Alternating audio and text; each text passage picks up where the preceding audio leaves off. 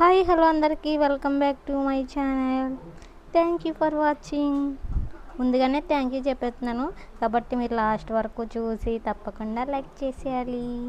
సరేనండి, ఈరోజైతే సండే కదా. ఈరోజు సండే మా ఇంట్లో స్పెషల్ ఏంటంటే ముందుగా రైతు బజార్కి అయితే వెళ్ళలేదు. ఈరోజు రైతు బజార్కి సెలవు ఇచ్చిస్తామన్నమాట. ఎందుకంటే ఈరోజు మా 15వ పెళ్లి రోజు అనమాట. 14 సంవత్సరాలు కంప్లీట్ చేసి 15వ సంవత్సరంలోకి ఎంటర్ అయితే అయిపోయామన్నమాట. ఈ 14 సంవత్సరాల్లో ఎన్నో కష్టాలు, ఎన్నో బాధలు, ఎన్నెన్నో అన్నీ కూడా నేను పడలేదండి, మా ఆయన పడ్డాడు. మా ఆయన కష్ట నష్టాలన్నీ మా ఆయన పడి నన్ను అయితే అలా ఒక మహారాణిలాగే చూశాడనమాట.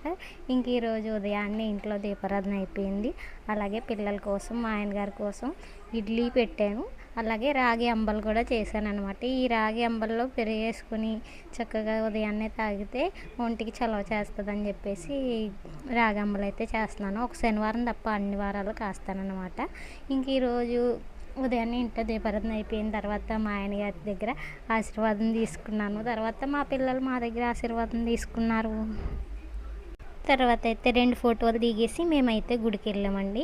ప్రతి సంవత్సరం దేవిచాక అమ్మవారి గుడికి అయితే వెళ్తామన్నమాట. ఇంక ఈ సంవత్సరం కూడా వెళ్ళాం. పోయిన సంవత్సరం అయితే వెళ్ళలేకపోయాం, ఎందుకంటే పోయిన సంవత్సరం నాకైతే ఒంట్లో బాగాలేదనమాట. ఇంకా అందువల్ల మేము పెళ్లి రోజు కాదు కదా, మా పిల్లల పుట్టినరోజులు కూడా చేసుకోలేదు. ఎందుకంటే మా పెళ్లి రోజు అయిన వెంటనే మా నిత్య పుట్టినరోజు, అంటే పెద్దమ్మాయి పుట్టినరోజు, తర్వాత ఒక 10 రోజులకి మా ఓడి పుట్టినరోజు, అలా లైన్ అనమాట. లైన్గా ఇంకా కార్యక్రమాలు ఉంటాయి. ఇంకా మేమైతే ఈరోజు గుడికి వెళ్ళి వచ్చిన తర్వాత ఇంట్లో వంట అయితే చేశాను. వంట ఏం చేశానంటే ఇవాళ సింపుల్గా బిర్యానీ చేశాను, అలాగే చికెన్ వండాను. తర్వాత తీయగా పాయసం కూడా చేస్తాను అనమాట. పాయసం అంటే సేమియా కూడా వండేసాను. ఇంక ఇవన్నీ క్యారేజ్ పెట్టేసి మా అత్తయ్య గారి దగ్గరికి అయితే వెళ్ళాను.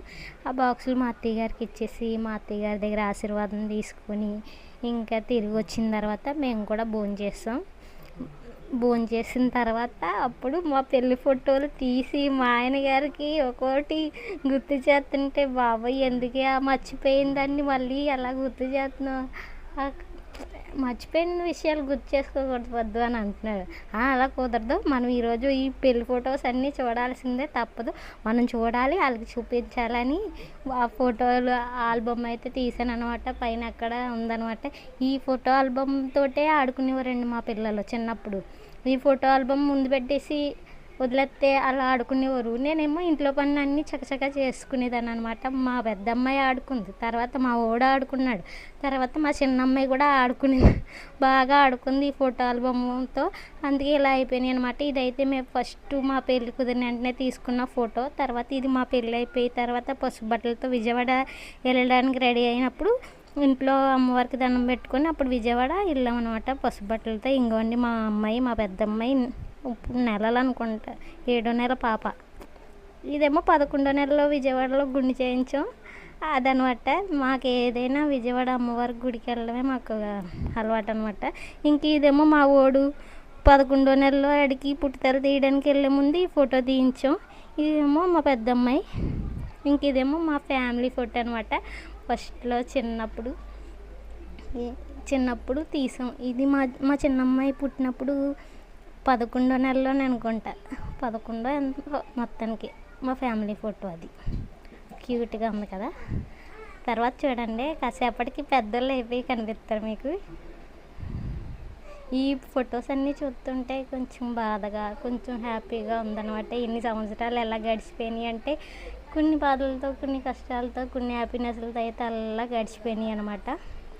ఇంకా ఈ 14 సంవత్సరాలు ఎంత బాగా గడిచాయి అంటే అంత మా బావ వల్లే. మా బావ ఆధ్వర్యంలో ఉంది కాబట్టి ఈ ఫ్యామిలీ ఇంతలా హ్యాపీగా వెళ్ళిపోయింది. అదే నా ఆధ్వర్యంలో ఉంటే కొన్ని గొడవలు, కొన్ని వాటితో అలాగా అయిపోతుంది అనమాట. థ్యాంక్ యూ బావ, thank you subscribers, thank you.